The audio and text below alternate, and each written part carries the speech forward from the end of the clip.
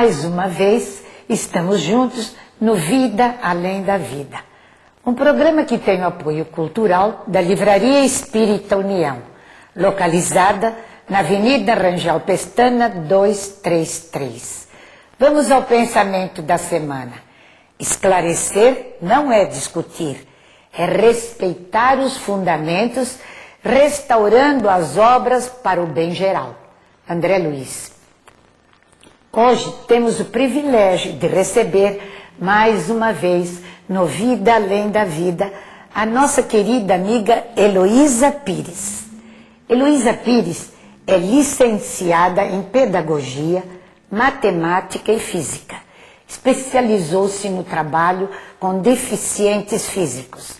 Professora de crianças especiais, desenvolve um belíssimo trabalho no campo da educação.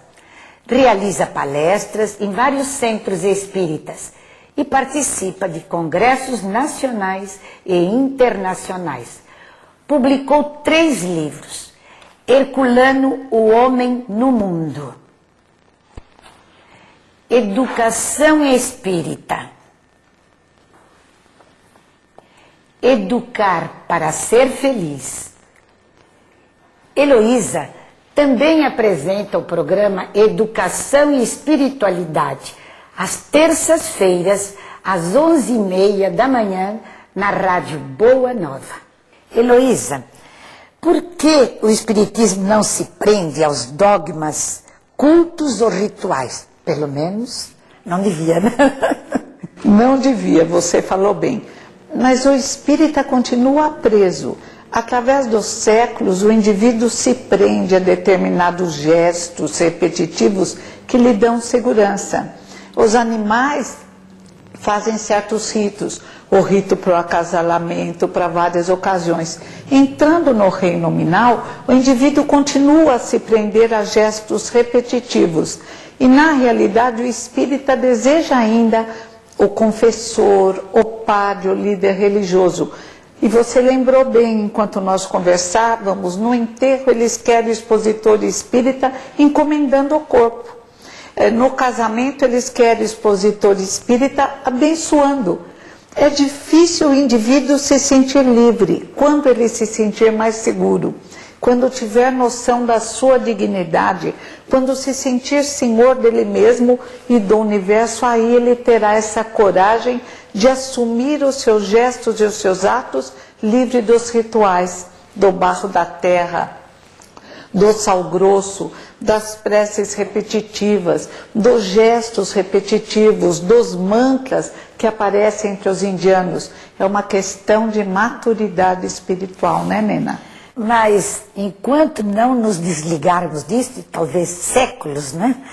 Ou milênios, quem sabe, mas seria falta de caridade não fazê-lo?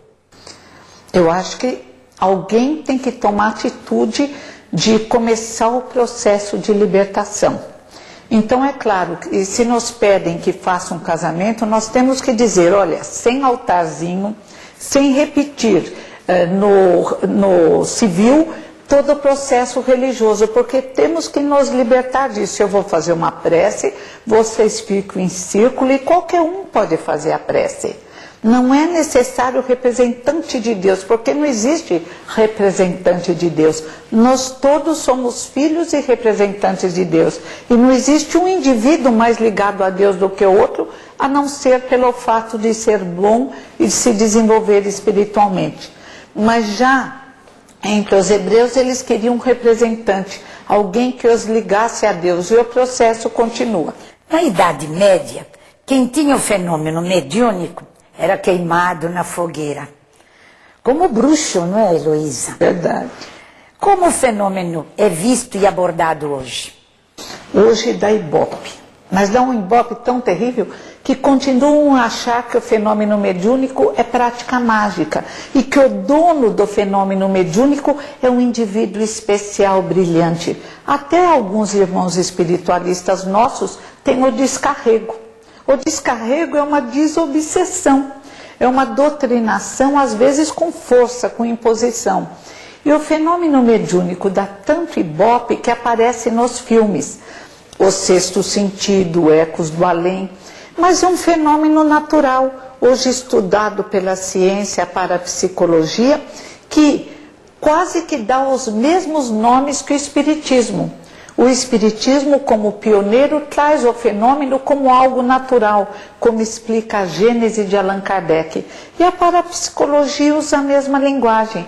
Não existe nada de sobrenatural. Como diz Luisa Heine e Joseph Heine, em todos os indivíduos existe uma irradiação do corpo energético que produz certos fenômenos, entre os quais a clarividência, a ação sobre a matéria e a comunicação. Mentes físicas entram em contato com mentes extrafísicas, como dizem os parapsicólogos.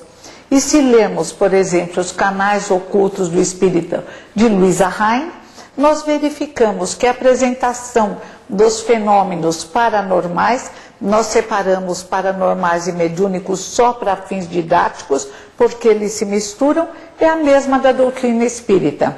O corpo bioplásmico, a interação, a comunicação com as mentes extrafísicas é a mesma da doutrina espírita. Ou seja, nenhum indivíduo está fechado no corpo físico como um pássaro numa gaiola. O indivíduo capta sensações além dos sentidos físicos. A palavra sobrenatural, para os espíritas, não há sobrenatural. Não há, é natural. Tudo é natural. Mesmo porque o homem só usa 1/3 do cérebro. Como seremos quando utilizarmos todo o nosso potencial cerebral? E o homem ainda está muito amarrado às paixões. Como nos comportaremos quando nos libertarmos das paixões e formos senhores de nós mesmos agindo à luz da razão? E qual deve ser a tomada diante dessa falsa interpretação dos fenômenos chamados sobrenatural? Como vamos educar se agora é o despertar? Ler, estudar, ler os livros básicos de Kardec, ler os livros complementares de André Luiz, ler os livros sobre parapsicologia, ler os livros sobre física que estão aí, tudo convidando não só a literatura espírita, mas a literatura mundial, convidando o indivíduo a crescer e a se entender como algo muito além dos sentidos físicos, ou como diz o querido Nubor Fakuri, muito além dos neurônios do nosso cérebro, do corpo físico, existe toda uma projeção espiritual que, quando usada conscientemente, vai fazer de nós indivíduos superpoderosos. Mas só conhecendo-os, nós poderemos livrar-nos dos falsos profetas, que acabam muitas vezes por deturpar até os ensinamentos do Evangelho. Principalmente, João já disse, cuidado com os falsos profetas. E hoje, no meio espírita, em todos os meios, os indivíduos se curvam ante os falsos profetas, se entregam aos falsos profetas, trabalham e doam dinheiro aos falsos profetas. E isso tem que acabar. Cada um tem que ser profeta de si mesmo, líder de si mesmo, unido a Jesus como exemplo. Jesus também não veio para dominar, para escravizar, veio para libertar e para mostrar como devemos agir e onde podemos chegar. Os pioneiros do cristianismo, na sua maioria, não possuíam títulos, diplomas. Como se explica que estes vultos sejam até hoje o nosso exemplo? Mas o homem se escraviza a tudo. O diploma significaria apenas uma compreensão melhor da arte de bem viver. Mas ninguém precisa de diploma, como diz tão bem Paulo Freire. Na faculdade chamada vida, o indivíduo tem que se projetar de uma forma saudável. Quando o diploma representa apenas conquistas da horizontal, informação não está com nada e nada diz. Jesus fez questão de dispensar as honras da sinagoga para nos convidar a compreender que não devemos nos prender a papéis, que o que vale é o exemplo, a arte de viver. Que seria de Chico Xavier se exigissem diplomas? E foi, moralmente falando, o maior espírito contemporâneo a todos nós. Que seria de Madre Teresa, de Irmã Dulce, se exigissem diploma? Inegavelmente, os três formam um trio magnífico de espíritos superiores a todos os diplomados, os doutorados e os mestrandos. Heloísa, nós vamos a um breve intervalo e voltaremos em seguida.